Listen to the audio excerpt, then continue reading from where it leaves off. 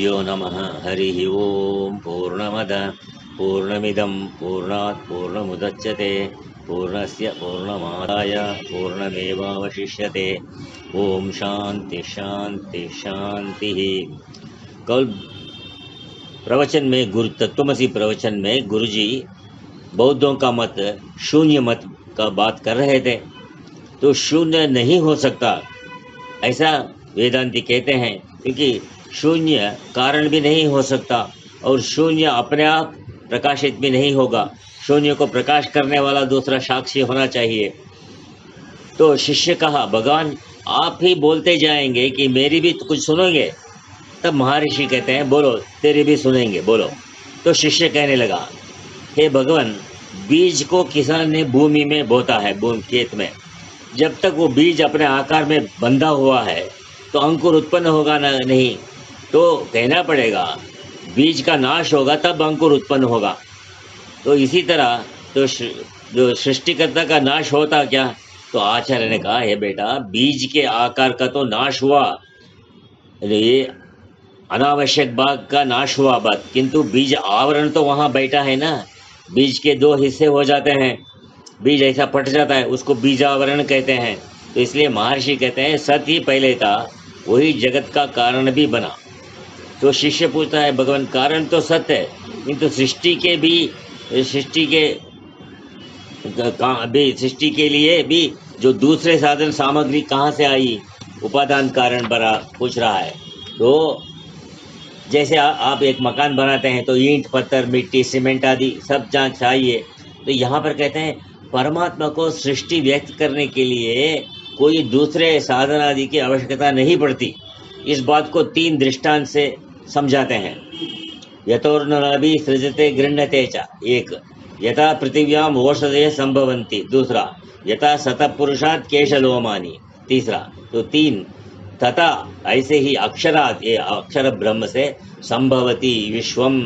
तो परब्रह्म परमेश्वर स्वयं ही उस अचेतन और चेतनात्मक संपूर्ण जगत के निमित्त और उपादान कारण है स्वयं। पहले स्पाइडर मकड़ी के दृष्टांत से ये बात कहा गया। जिस प्रकार मकड़ी अपने पेट में स्थित जाल को बाहर निकाल कर फैलाती है, फिर उसे अंदर ले लेती है, उसी प्रकार ये परब्रह्म परमेश्वर अपने माया शक्ति के अंदर महत तत्व जो है उसके अंदर जो सूक्ष्म रूप से लीन हुआ जड़ चेतन रूप जगत, उसको महत तत्व कहते हैं। वो महत तत्व का आश्रय है अव्यक्त माने माया। तो जगत को सृष्टि के आरंभ में नाना प्रकार से उत्पन्न करके फैलाते हैं और प्रलय काल में पुनः उसे अपने में लीन कर लेते हैं।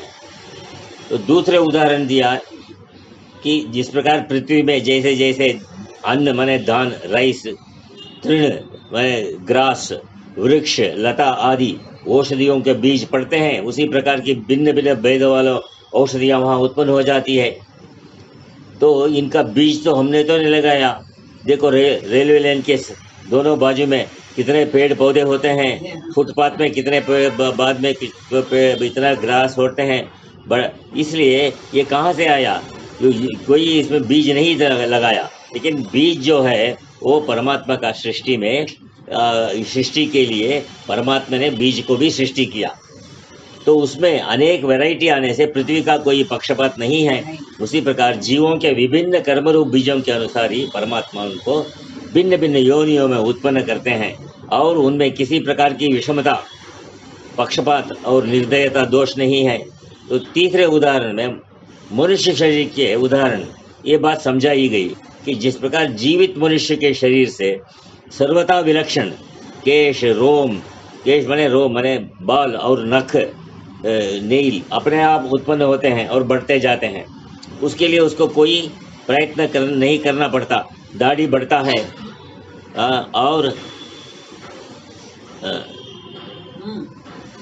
दाढ़ी बढ़ता है। तो उसी प्रकार परब्रह्म परमेश्वर से ये जगत स्वभाव से ही समय समय पर उत्पन्न हो जाता है, कोई परिश्रम के बिना, और विस्तार को प्राप्त होता है। इसके लिए परमात्मा को कोई प्रयत्न नहीं करना पड़ता है। तो उसके स्वरूप में, परमात्मा के स्वरूप में सृष्टि के बाद कोई भी जरा भी परिवर्तन नहीं होता। तो तो इसलिए आत्मा की सत्ता को नित्य स्वीकार करना ही पड़ेगा। ज्ञान प्रकाश माया के अंदर ही ये सृष्टि पढ़ते हैं। माया के अंदर माने जैसे सिनेमा में हॉल के अंदर ही हम लोग सब देखते हैं, इसी तरह लोक व्यवहार भी नहीं बन सकता। जैसे शरीर का आकार बदले ऐसे ही आत्मा भी बदल लिया तो माता कौन पिता कौन ये तो व्यवस्थित नहीं रहेगा, तो मातृ पितृ व्यवहार भी नहीं बनता। तो अविक्रिय आत्मा के अस्तित्व में स्मृति ही व्यवहार का आधार है। अविक्रिय आत्मा के अस्तित्व में जो स्मृति है, ज्ञान के अस्तित्व में, उसको भी हम लोग संततो भाव कहते हैं ना आत्मा का, तो संततो भाव वो स्मृति में आ जाता है। एक वृद्ध है, मान लो वो अपने पौत्र को देख रहा है, ग्रैंडसन को, अपने को दादा कहता है और अपनी बाल्यावस्था की स्मृति भी कर रहा है अपना, मैं कभी बचा तो ऐसा था वैसा था ऐसा करके। इसके ज्ञान में कोई रुकावट नहीं, वो तो चल रहा है, ये तो प्रवाह रूप से चल रहा है। उसको कहते हैं एटर्नल एग्जिस्टेंस ऑफ अवेयरनेस।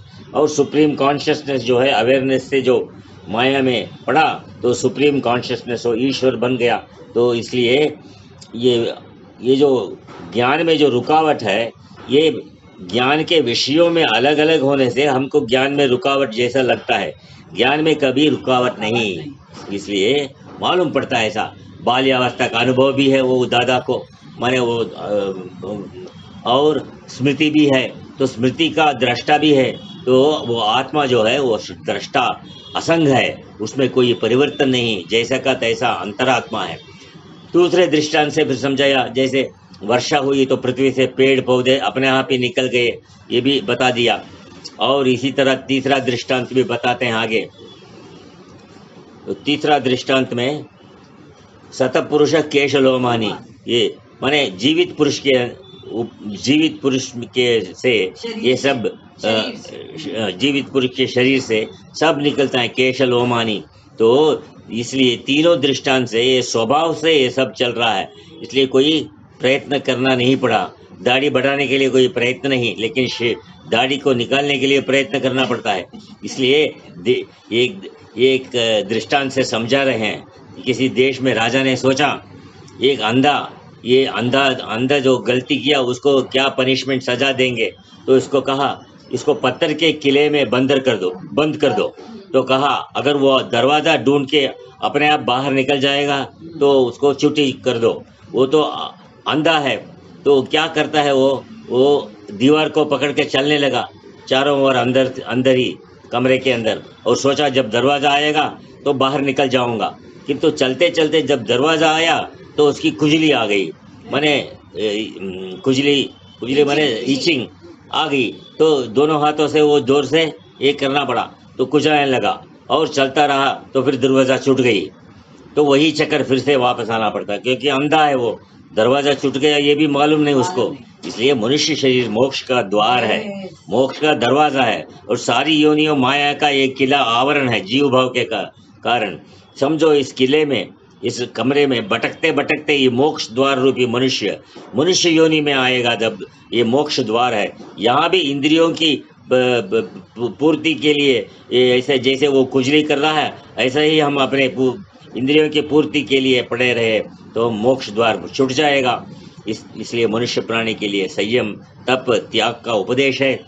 तो अभ्यास करो और वैराग्य धारण करो। कृष्ण ने अर्जुन को कहा, जैसे पृथ्वी से सारी वनस्पति उत्पन्न हुई और पृथ्वी में ही लय हो गई, ऐसे ही अक्षर परमात्मा से ही ये ब्रह्मांड प्रकट हुआ है। वहाँ क्या सामान है, तो कहते हैं स्वप्न में सब सृष्टि दिखती है कि नहीं। कौन सा सामान है स्वप्न में? जो भी दिखा, जहाँ दिखा वहीं लीन हो गया।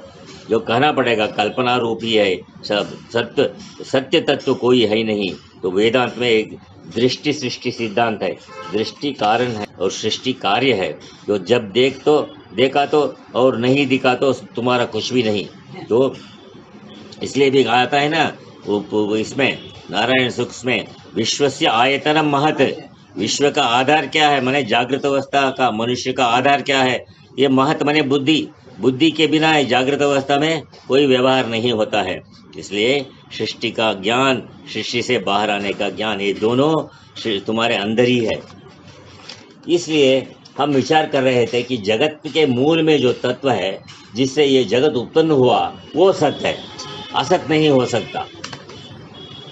सदैव सौम्य इदमग्र आसीत एकमेव अद्वितीयम, तो एक है वो तत्व, परमात्मा तत्व, उसमें कोई सजातीय भेद नहीं, क्योंकि सजातीय भेद वहाँ होगा जहाँ कोई आकार होगा, तो यहाँ ब्रह्म या आत्मा में कोई आकार ही नहीं तो कोई भेद भी नहीं।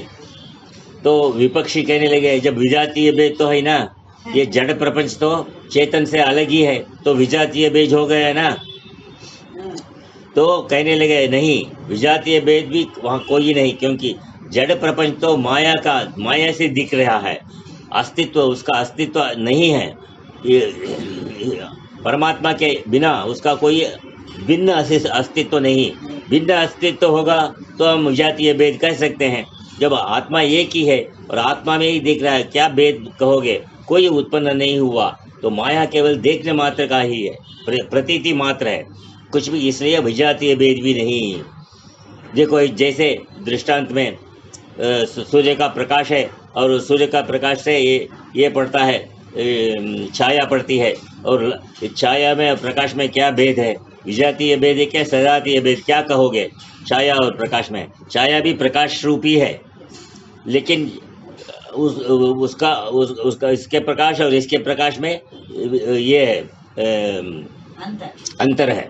इसलिए आगे कहने लगे भले सजातीय विजातीय भेद भी नहीं, किंतु स्वगत भेद तो है ना। तो ऐसा पूछता है तो कहते हैं माता के पेट में जब आता है बच्चा, तब जीव निराकार होता है, तो स्वगत भेद भी नहीं। शरीर के अवयव, हाथ पैर आगे उंगली आदि में भेद दिखता है, लेकिन वो शरीर के आने के बाद, किंतु इस अवयव को जीव मेरा है ऐसा कहता है। वो ये अवयव जीव का नहीं है, तो मैं हूँ ऐसे कभी नहीं कहता, ये मैं हूँ ऐसा कभी नहीं कहता, मैं ही ये शरीर रूप में दिख रहा हूँ ये कभी नहीं कहता। वो कहता है मेरा शरीर है। तो पहले कहते हैं I am not feeling well, कहते हैं इंग्लिश में, यानी if you ask what is the problem, वो कहता है माई हेड इज पेनिंग। उसके बाद पहले कहता है I am not feeling well, बाद में क्या पूछा तो माई हेड इज पेनिंग। यहाँ हेड को अपने से अलग कर दिया, तो हेड को अलग किया तो क्या रह गया उसमें? तो उसमें कुछ नहीं। इसी तरह माया के में कोई कुछ नहीं, ये माया परमात्मा ने ब्रह्म में कोई वस्तु नहीं, एक अखंड अद्वितीय तत्व ही है, किंतु उसमें जो नाना दिखेगा वो बार बार जन्मेगा और बार बार मरण को प्राप्त करेगा। तो जगत के मूल में एक अखंड तत्व है, उसका आज तुम ध्यान करो, कल दूसरे प्रवचन में कहेंगे। ओम पूर्णमदा पूर्णमिदं पूर्णात् पूर्णमुदच्यते पूर्णस्य पूर्णमादाय पूर्णमेवावशिष्यते। ओम शांति शांति शांति। हरि ओम।